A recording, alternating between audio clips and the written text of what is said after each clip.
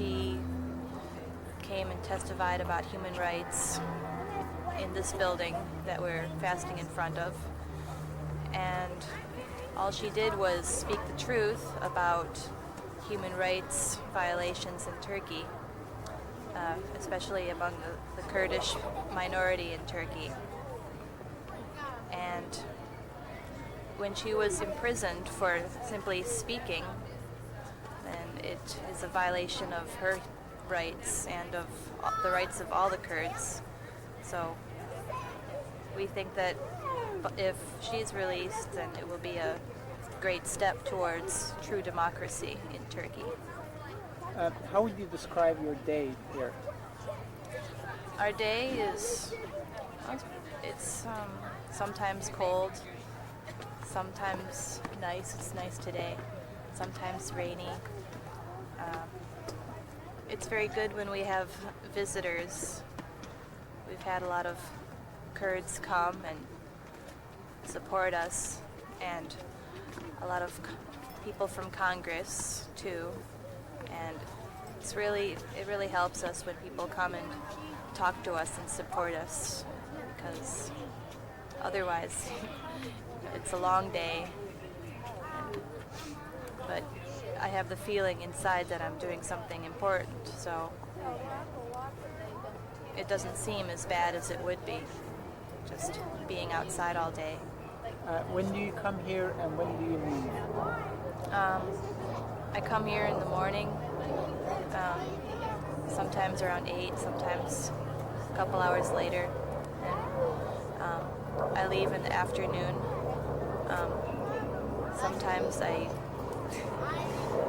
walk to the White House, but recently it's become very difficult for me because it's cold. I grow weak. I mean, this is the 17th day that I've been fasting along with everyone else, and it drains you. So I don't have the energy so much to walk to the White House. How far is the White House? The White House, it's almost 2 miles, I think, maybe 1.5 miles. It's very far. And what do you do when you get there? We all gather in a circle and we read the names of six people who have been tortured to death in Turkey. Every day 6 new names are read, and I mean, we've been fasting for 17 days and the list is still very long to go. So, how many names have you read so far? I'm not sure. 6 times 17 names.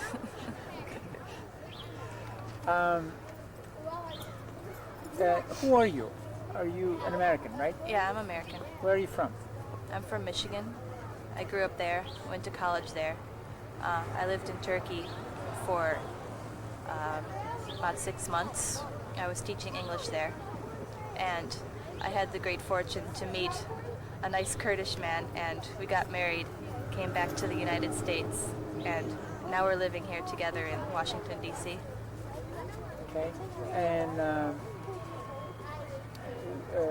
as an American, why do you want to do that? Do what? Fast. The fast? Yeah. Because if only Kurds do it, I think it will be seen as a purely just something that Kurds want, freedom, peace in Kurdistan. But I really see this as a global issue, something that is important for the world. And peace in the Middle East is something that cannot ever come about unless there is peace in Kurdistan. So, as an American, I can bring another side to this issue to show that Americans also want this, just as Kurds do. As an American, if you were to have half an hour with President Clinton, what would you tell him? I would tell Mr. Clinton that his policy towards Turkey is very misguided.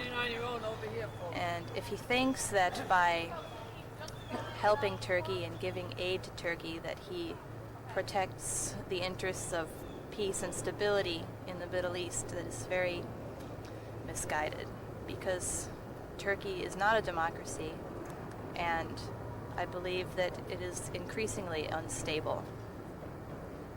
And if he really wants peace in the Middle East, he would support Kurdistan and help the Kurds to gain more freedom in their area.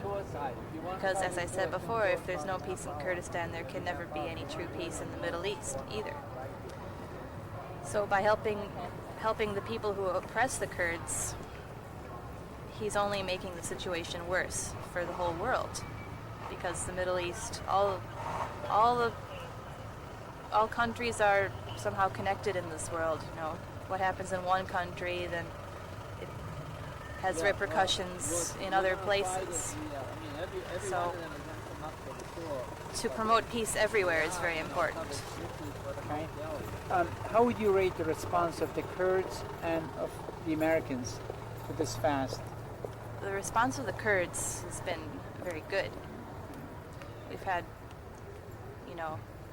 over 100 Kurds come and visit us, I think, and of course they all love what we're doing because we're fighting for them and for their rights.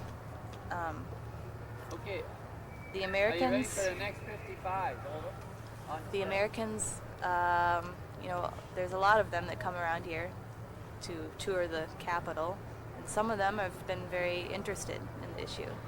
Mostly, however, they're sort of ambivalent because they don't understand the issue. It's not something that is in the newspaper or on the news very often, not as often as it should be, and they just don't have the information to understand the importance of this issue. I want that to change as well with the fasting. I hope that it will be in the news more often. More Americans will see the issue and they'll be more informed and will want to do something about it. Can you tell us about the campaign to free Leyla Zana, about the book, about the signatures, about the fast in tandem? The book was published a few months ago, called Free Leyla Zana. Came out of our office, the American Kurdish Information Network, and it's a book that has several statements about Leyla Zana and why she was imprisoned, and the Kurdish situation in general. And it has the trial of Leyla Zana, and it shows exactly what a travesty of justice her trial was, because she was imprisoned for speaking, not for things that she actually did, but for words that she said. She said a speech here, and she appeared in this place, and maybe she wore certain colors, but this doesn't mean that she did anything really wrong. What do you mean by colors? What colors? She wore, allegedly she wore green, red, and yellow headband. And what's wrong with those colors? These are the colors of the Kurdish people.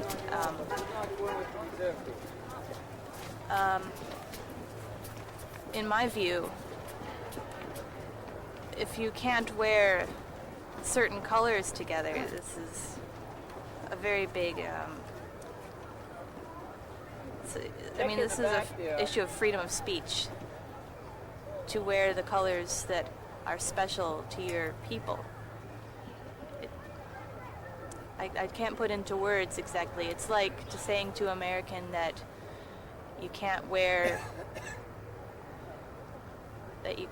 like, say if you were a Mexican American, that you couldn't wear the colors of the Mexican flag in the United States because it would be promoting Mexicanness.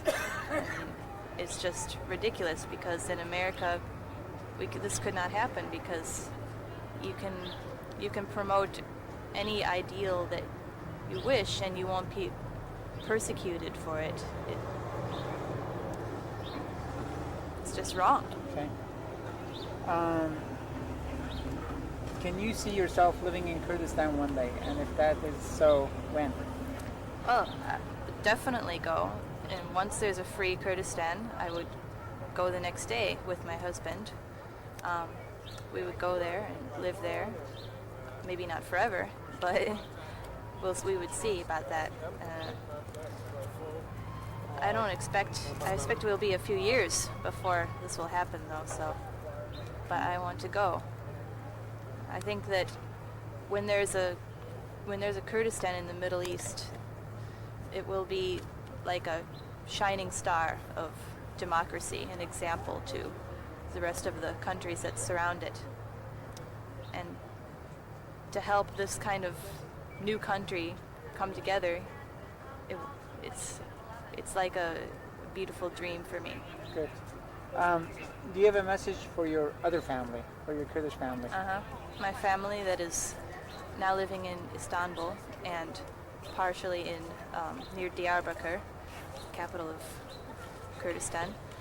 I want to say that your son and I are happy here in the United States, and I hope that you are happy. But we miss you, and we wish that we could see you more often. Unfortunately, the situation in Turkey is such that it is very difficult for us to support living in Turkey at this time. And I want you to rest assured that we are helping you, and we're helping all the Kurds. And here right now in Washington, D.C., we're fighting for your rights, and I only hope that this will someday result in the true freedom of you and the Kurds. One last question. If you do you have a message for Leyla Zana? Leyla Zana, I hope that you're not sick. I hope that you are well and in your prison, to the degree that you can be well. 4 years in a prison is I'm sure it's been very hard, but I hope that you don't lose hope. And I know that you know about our campaign.